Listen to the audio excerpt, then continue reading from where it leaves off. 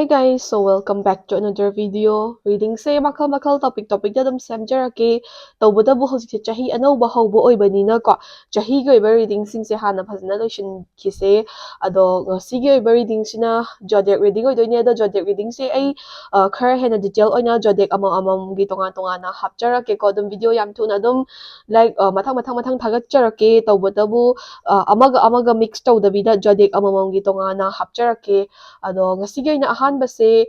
earth sign da Taurus hariba zodiac sign se ko Taurus hariba zodiac sign se oibiriba chilinau singi damakta reading se tawarse ado akhoi card ki oina card hom sisinagani main tarot card ama energy card ama affirmation card ama ko ado akhoi ahanbada Taurus ki oiba 2024 hariba chahi sida kai orakpa yai habada mayam punna yengminarase aduga card se dum ahanbane haibadi anobane ahanba oina ngasi gi reading sida use tawdoine ko ado 2024 gi oina Taurus hariba zodiac sign gi kari pige habado yengminarase ko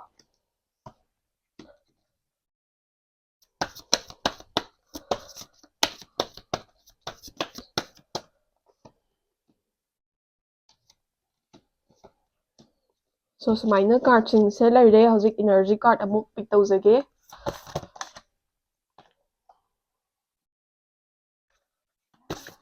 so reverse reading tawjaroi adum loinamak ayambana afaba positive oigani haina su khanminase aduga reverse card thola agasu dum ai reverse reading tawjaroi ko adum haidi masagi dum divinatory meanings haidi chumna piramba meaning do adu ngakta adum chatlase ngasigi reading sidi khoi affirmation card ani amaga choose tawse ko Taurus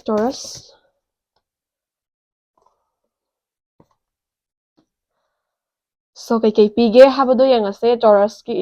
oibiriba chilinau singi damakta ko 4 of wands, Knight of wands, Page of wands. So wands means career da dum growth mayam ama laigani Taurus oibiriba chilinau singi damakta duga yamna afaba mayam ama piye haina su khalle ko aigi wakhalda aduga energy card ta kai tholake yengse luck is on your side, hold your vision aduga power worthiness ko so akhoi ahanbada 2024 hariba chahi sida Taurus oibiriba chilinau singse isana thaba ama tawgena khanma matamda or natragana isana kainoma pangthokena khanma matamda isagi imung manunggi side tagi family gi side tagi natragana yana close oba friend gi side tagi dum phajna support phangbagumba adagi isana tawge khanba thabak se isagi damukta afaba thabak oigada boy taragadi ayat apan pakna leiroidaba ko aduga dum phajna dum pangthokpa yagadaba life se dum hadi 2024 gi mamangda thengnakiba chahi singda awaba nungaitaba kya ama mayoknaree ayat apan kya ama thengnaree but still handaki chahi sidadi afaba adagi tekta kaidaba adagi ayat apan pakna thengnadaba aduguma chahi ma oiba yabagi mami se chawna piyeba ko Knight of Wands. So 2024 hariba chahi se Taurus hariba zodiac sign se oibiriba chilinau singse yarigai thabak inkhang ama tawba matamda patience leibiyo, perseverance leibiyo, khangba kanbiyo, ngaiba kanbiyo, hotnaba lepigano aduga every thabak khudingmak ngahak ki khalakpa wakhalna drive taraga decision lawbagumba tawbigano thabak macha oigera achawba oigera adagi any situation da oiragasu ko yamhekta khudakta ngahak ki khalakpa wakhalna influence taraga decision lawbagumba se yarigai tawbigano patience leibiyo tapna ingna planning taraga wakhal khantaraga decision lawbiyo aduga kainoma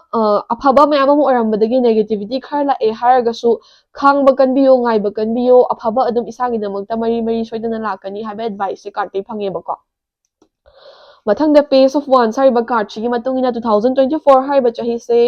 Taurus oibiriba chilinau singse khar active energetic and outgoing oigadawbagi mami ui haibadi Taurus singse ayambana introverted su oigande ko ayambana extroverted oigalle thabai khang ama tawbada isagi wakhal lawsing hekta mang thaba adagi kainoma ngangna saknabada isana haina hekta ngangjalluba sakjalluba extroverted oiba outgoing oiba mi loinaba tinabada dum convincing oiba adugumba character possess taweba ko aduna 2024 hariba chahi sida isa se anauba maruk mapang khara adum thengnarakpa yai career adagi job kumbagi field the growth adum leiba yai aduga isana adum ngasai isagi extroverted nature active nature sina isada adum kanaba khara adum pirakani or kanaba khara adum purakani ba ko ado yam hena hekta mi khudimak close oisanba natragana mi khudingma hekta naksanaba hotnaba adugumadi dum tawbigano mi loinaba khotnaba matamda dum haina singna kai haini karamba mina trust tawba yamino karamba mina trust tawba yadaba mino habdo khalagadi loinabiyobuko nakan amaromda paisa nungsagi oinasu financially adum aphaba khara adum piye haidi good flow of money isada adum haidi isana hotnazaragadi paisa nungsaga se adum flow oina lakpa yaba adagi daw thum yaba haidi lakko se adum leiba isana khara hotnabaga lakka adum mapa chanabagi opportunities mayam isada phangbagumba adagi ngasai haibado kenoma tawba matamda imung manung amadi nakna loinariba miyoisina supportive oibadagi sase thaba income ta tawgena khalaga su haraute amna adum complete tawba ngambado ko adumaina oini do 2024 da isa se amna chawkhatpa aphaba piye ado phana amna aphaba piraga su isa na hotna dragadi yaroi aduna chawkhatpa aphaba singse grab tawna ba isa na sudum hotna biyo adagi big dreams mayam ama adum fulfill tawna bagi lambi da planning tawba yai planning to execute tawba action oina pangthokpa hoba yai ko adum thabak anoba ama start ta hoba yai business ama start ta hoba yai adum aphaba piye ba ko and then 9 of cups 2024 haiba chahi sida isagi aningba apamba khara adum thungadawa lai aina ngasa haijabado positive oigani haina khanse positive manifestation thamse haina haijaidana ko aduna 9 of cups haiba card china isa se 2024 sida isana ai sima tawge sima hotnage kaina khanba isana ningjaba khara adum thungadawa laibo ko aduna maram oiraga isana ngasagi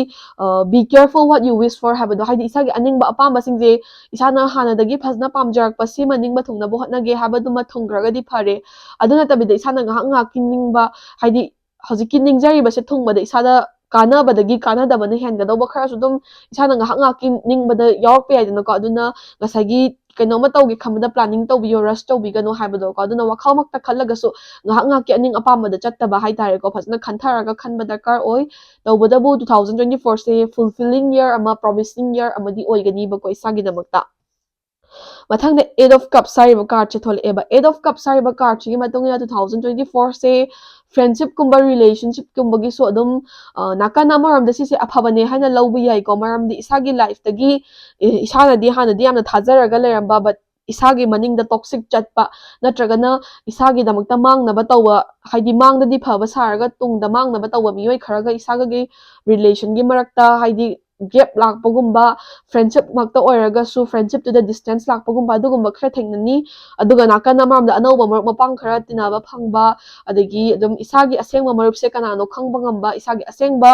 person se kanano khangba ngamba adugumba khara sudum general oina pi ba ko aduna relations kumba friendship kumba gi oina su hoi kaina ba natraga na lapthokna ba khadi thengna bi ai but still aphabane haina lawbi ai ba ko sisa and then sida energy card se hold your vision hariba card che thole eba so sigi hold your vision hariba energy card chi matungina 2024 hariba chahi se Taurus Zodiac sign gi damakta di yamna afa positive oi ba chahi ama oina pi tawbada bu ngasai haibado afa ngakta oiraga dum chatlo haibidi yaba na te disappointments failures natragana setbacks macha macha thengnar pi yaiba adugumba matamda isana isagi vision se hold tawraga khangaga ko overcome tawnabo hotnabiyo ba haidi as ai seasoning ba thungdre kaina aga give up tawthokpagumba atragana ngahak ke ba decision lobagumba sigumba si yarigai tawbigano matang matam chadaba oirambi yai aduduna kainoma situation ama isagi favor da chatre or kitang daw yadaba ma thengnare or kitang low oiba jaga amda chatle haraga su khangba kanbiyo hold tawraga ngaiba kanbiyo haiba advice se carte phangeba ko and then luck is on your side so 2024 se Taurus singi oina di luck ki oina di yamna pathokai leiba lucky oiba adagi aphaba mayam ama pi ba ko 2024 sida ko aduga 2024 se like power will be given to you haidi isa je enough oye isa se tawba ngamdaba leite isana buta saino hotnaragadi everything adum complete tawba ngamgani haibagi isada strength and power da dum pirakani isagi hotna zaman adum mahei chagani ko tawbada bu over confident gumbadi oibigano aduga worthiness ko haidi 2024 sida aphaba me ama leitarga su ngasagi maruk mapangi mari maktabu oiro natragna isana adum expect tawdaba mi kharana isagi phattaba tawramba or isagi mangnaba tawramba gumbada isaje isana isagi worth bu question tawjaba isana isagi value bu question tawjaba matang matam yawarkani bu ko ado isana khangjanbigadabadi isaje yamna worthful oiba isaje yamna worthy oiba valuable oiba person amani mi atopa prioritize tawdrikanda isana isabu prioritize tawbu tambiyo haiba advice se card tai phangeba ko so 2024 se general oina Taurus singi oina di yamna aphaba chahi amani na haijage aduga mathangi reading amuk ngai minarse ngasi ga oina di reading se sida loijare ko